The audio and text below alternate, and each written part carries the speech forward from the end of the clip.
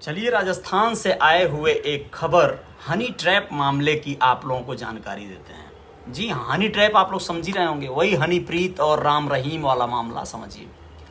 इसमें हुआ क्या है कि 2019 में राजस्थान की मिस राजस्थान बन के उभरने वाली एक बड़ी शालीन, बड़ी शानदार पर्सनालिटी की मल्लिका प्रियंका चौधरी नाम की एक युवती कहें या महिला कहें, 2 बेटियों की मां है ये।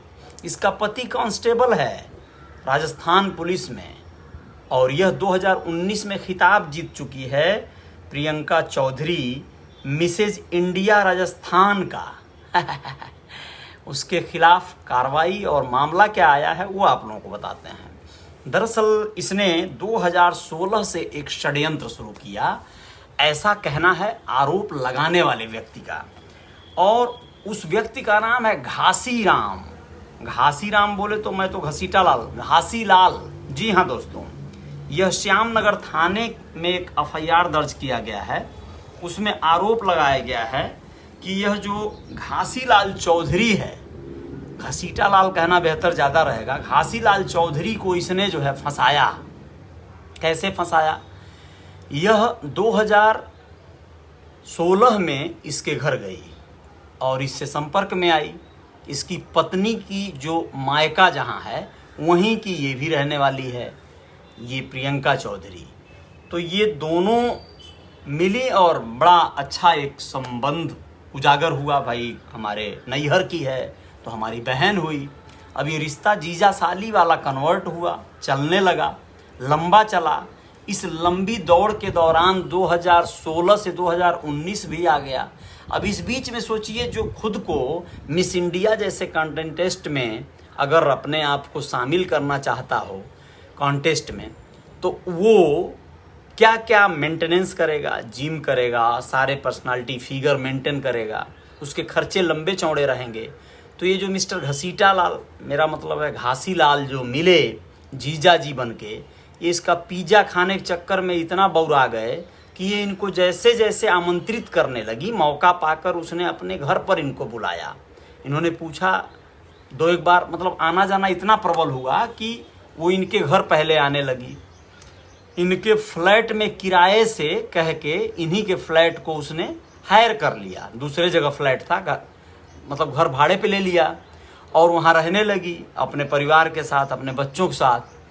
और यह महोदय जो है, मौका अपना मिलता रहा होगा तो ये भी आते जाते थे वहाँ पर अपनी पत्नी के साथ, घसीटा लाल जी। अभी इनको घसीटने के चक्कर में क्या की, एक दिन फ़ोन की और बोली आइए कभी अकेले, दीदी जी के साथ तो हमेशा आते हैं। इन्होंने पूछा तुम्हारे पति? तो बोली वो भी नहीं है, आ जाइए चाय पे आइए। चाय पे पहुँच गए, चाय पिलाई, बातचीत हुआ। फिर इसने अपना बात रखा, हंसी मजाक में ही कहा होगा बहुत पैसा रखे हैं, क्या करेंगे इतना पैसा बचा कर, कुछ हमारे काम आ जाए। मैं एक लोन पे घर ले रही हूँ, उसमें ज़रा मदद कर दीजिए। 15 लाख आओ न देखे ताओ न देखे, फटाक से ना इन्होंने पेमेंट कर दिया। 15 लाख डाउन पेमेंट वाला जो हिसाब है ये दे दिए। बाद में उसने युक्ति निकाला और अपनी युक्ति में वो कारगर भी रही। कारगर ये रही कि किसी न किसी तरह से इनको लपेटे में लेना है, और लपेटे में अस कदर ली कि ये जो है अब पगला कर पुलिस के पास गए हैं और कहे हैं कि हमको ये लूट ली। लूटना किस लेवल का हुआ वो भी जानिए। उसको 30 लाख का बिक्खो गहना दिलवाए हैं ये, और उसको 57,000 रुपया उसकी बेटी के जो है कन्या जो योजना के अंतर्गत रुपया जमा करवाए हैं अकाउंट में। इनसे कुछ चेक दे थी इनको ये उधार लेने के एवज पर, तो वो चेक को वापस लेने के लिए उसने मुकदमा भी किया, पहले ही मुकदमा कर दिया। मुकदमा किस तरह से किया? मुकदमा मतलब एफआईआर किया थाने में और कहा कि भाई ये हमारे साथ मारपीट किए हैं। फिर इनको धमकी दी कि अभी खाली मारपीट है, बस उसमें रेप शब्द जोड़ना है, उसके बाद तो लपेटे जाओगे। अब ये इस डर से उसके और चंगुल में फंसते गए, ऐसा कहना है इनका। इन्होंने उसे लगभग करोड़ों रुपए दिए हैं, मतलब घर का लोन भर दिए, गाड़ी खरीदने के 9 लाख रुपए के समथिंग, 8.25 लाख की गाड़ी खरीद कर दिए। ऐसे करते करते उसके लिए 30 लाख का ज्वेलरी खरीदने के लिए रुपए दिए। मतलब आप सोचिए कि जो आदमी विगत 2016 से उसके चंगुल में फंसा हो, उसे अब समझ में आ रहा है कि वो फंस गया है। अब समझ में आ रहा है कि वो लुटता जा रहा है। जब उसने 446-45 गज का एक प्लॉट देख लिया और कहा कि इसको भी खरीदो, तो ये बिफर पड़े, बोले ताजमहल मांगोगी तो ताजमहल नहीं दे दूंगा। तो अब सोचिए, अगर वो ये लास्ट में 445 गज का प्लॉट न मांगती तो शायद इनको परेशानी नहीं होता, ये सह जाते, सारा घूंट पी गए होते। लेकिन किस एवज में पी रहे थे भाई? तुम्हारी पत्नी थी, उसको विश्वास में लेते, उसके साथ मिलकर इसके खिलाफ कार्रवाई कर लिए होते। लेकिन तुम 2016 से अब तक जो है दवाई पी रहे थे। कौन सा जो है तुमको उसने इतना बड़ा बरगला दिया था? आरोप लगाए हैं कि उसका पति भी मिलकर इनको मतलब कहीं ना कहीं इनको वो कर रहा था, जैसे ब्लैकमेल कर रहा था। तो ये मामला आया है और ये महोदय अब पुलिस के पास गए हैं। पुलिस भी पता नहीं कौन से मैटर में बोल रही है कि ये व्यापारिक संबंध, पारिवारिक संबंध बना ली। पारिवारिक ही संबंध था कि कुछ और संबंध बना ली, ऐसा कहा जा सकता है। अब चूंकि वो व्यापारी हैं, बड़े हैं, सोचे होंगे 25-50 लाख 1 करोड़ इसके पीछे खर्च किया, तो चलो 2-4-10 लाख और कहीं और खर्च कर दें, पुलिस प्रशासन में भी, कोर्ट कचहरी में भी। तो इस तरह करके पुलिस अब इसको अरेस्ट की है और अब डिमांड कर रही है रिमांड की। ठीक है, रिमांड पर लेकर पूछताछ करेगी। ये सारे मामले चल रहे हैं। इसके पति के मामले में भी वो पूछताछ करेगी, उसके भी संदिग्ध मतलब भूमिका है इस मामले में, ऐसा वो जांच करेगी पुलिस। तो पुलिस तो खैर जांच करेगी, लेकिन आप लोग स्वयं समझ सकते हैं कि ऐसे मामले में क्या होते हैं। रेप की धमकी देकर कोई किसी को ब्लैकमेल जरूर कर सकता है, लेकिन अगर हम बहुत सही हों, हम बहुत पवित्र हों, तो उस धमकी को हम धमाका में बदल दें। हम खुद कह दें, हाँ भैया केस करो, बिल्कुल मुझे फंसाओ, मैं चाहता हूं कि केस करके देखते हैं न्यायपालिका सही में जीवित है या नहीं है। ऐसा भी करना चाहिए। करोड़ों रुपए बर्बाद करने की क्या जरूरत है भाई? महामारी में इतने बच्चे लावारिस हो गए, इतने बदहाल जीवन जी रहे हैं, उन लोगों के लिए खर्च किए होते। वो तमाम तरह के खर्चे, तमाम तरह के दान पुण्य बने हुए हैं। चलिए, दान की बात आई तो मैं आप लोगों को लिए चलता हूं एक दूसरी खबर पर, जो हैदराबाद से है। बहुत बड़ी खबर है। 3 साल के अयांश को मिली नई जिंदगी। यह अमर उजाला में प्रकाशित हुई खबर है। अभी जो मैं बता रहा था दैनिक भास्कर का था। इसमें अयांश को जो नई जिंदगी मिली है, आप लोग जान के हैरान हो जाएंगे कि दुर्लभ बीमारी हो गई थी इस बच्चे को। हैदराबाद का मामला है और इसको 16 करोड़ रुपए का इंजेक्शन लगा है। जी हाँ दोस्तों, 16 करोड़ रुपए का, जो इंडिया में नहीं मिलता है, वो अमेरिका से मंगाना पड़ता है। इस बच्चे को यह इंजेक्शन जो लगा है, ये साधारण बात नहीं है, बहुत बड़ी बात है।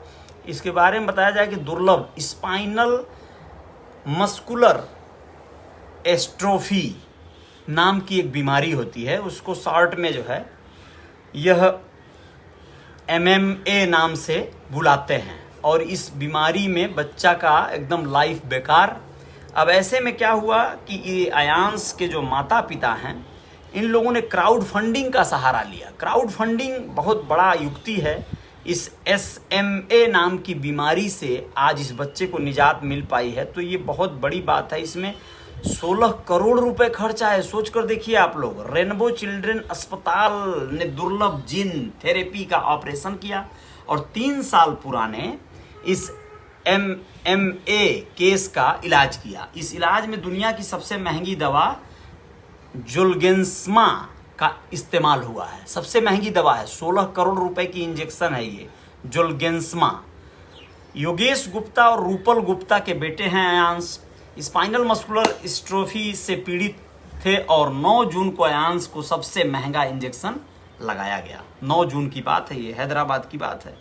अब आप लोगों को बता दें कि इसमें क्राउड फंडिंग जो की है, वो कंपनी है, वो एक वेबसाइट है impact.com द्वारा ये क्राउड फंडिंग जुटाई गई है। दोस्तों आप लोगों को बताएं कि इसमें एक व्यक्ति ने अकेले 56 लाख का दान किया है। जी हाँ, इस क्राउड फंडिंग में लोग 100, 200, 400, 1000, 10,000, 50,000 जो भी किए होंगे, लेकिन एक व्यक्ति ने 56 लाख रुपए डोनेट किया है इस पूरे मामले में। इसको क्या होता है कि कंपनी जो इम्पैक्ट, जो अपनी ये इम्पैक्ट guru.com है, इसने लोगों तक वायरल किया होगा इस खबर को कि एक बच्चे को नई जिंदगी दे सकते हैं आप, और वो ऑनलाइन तमाम मतलब लोगों से मदद मांगी होगी। इसमें बहुत सारे लाखों लोग इन्वॉल्व हुए होंगे और इसमें जो है, इसने कहा है कि इसमें 62,450 से ज़्यादा लोगों ने दान किया। 62,450 लोगों से ज़्यादा ये लोग टोटल मिल के जो है 14.84 करोड़ रुपए का लगभग दान जुटाए। ठीक है, 14 करोड़ यानी 15 करोड़ के लगभग। अब इसमें जो है आप लोगों को बताना चाहेंगे कि एक व्यक्ति ने 56 लाख तो दिया ही है दान, साथ में यहाँ का जो हमारा वित्त मंत्रालय है उसने क्या सहयोग किया इसमें कि उसने टैक्सेशन में छूट कर दी। टैक्स के मतलब हमारा जो वित्त मंत्रालय है उसने इसमें 6 करोड़ रुपए जो टैक्स बन रहे थे वो छोड़ दिया, तो इससे एक बड़ा राहत मिल गया। ये बहुत अच्छी बात है, आयांश को एक नई जिंदगी मिल गई। इतना बड़ा खर्चा जहाँ पे लोग 1000-2000 की दवाओं के बिना अभाव में मर जाते हैं, इस कोरोना काल में आप लोगों ने ऐसे एक से एक हृदय विदारक घटनाओं को देखा। लोग जो है एम्बुलेंस के मिलने के अभाव में मर जाते हैं, कई ठो बच्चे अपने माता पिता की गोद में जो है दम तोड़ देते हैं। ऐसे में 16 करोड़ रुपए का एक इंजेक्शन लग जा रहा है। यह टेक्नोलॉजी की देन है, लोगों के हृदय और सहयोग की देन है। बहुत अच्छी बात है, बहुत अच्छा लगा। आयांश को नई जिंदगी मिली, शुभकामनाएं हैं उस परिवार को। किसी के बच्चे की ज़िंदगी करोड़ों रुपए अरबों रुपए से बहुत कहीं महंगी है, बहुत बड़ी चीज़ है। बहुत ढेर सारी शुभकामनाएं। लेकिन आप सब लोग जो है ऐसे तमाम खबरों के साथ हाजिर होता रहूँगा मैं हमारे इस रियल रिपोर्टर न्यूज़ पर। आप लोग फॉलो कर लीजिएगा मुझे और चैनल को भी सब्सक्राइब कर लीजिएगा, जो रियल रिपोर्टर न्यूज़ स्टार का चैनल है। और बहुत सारी बातें हैं, बहुत सारी चर्चाएं हैं, होती रहेंगी, जय जयकार जारी रहेगी। बहुत बहुत धन्यवाद आप सभी का। जय हिंद, जय भारत।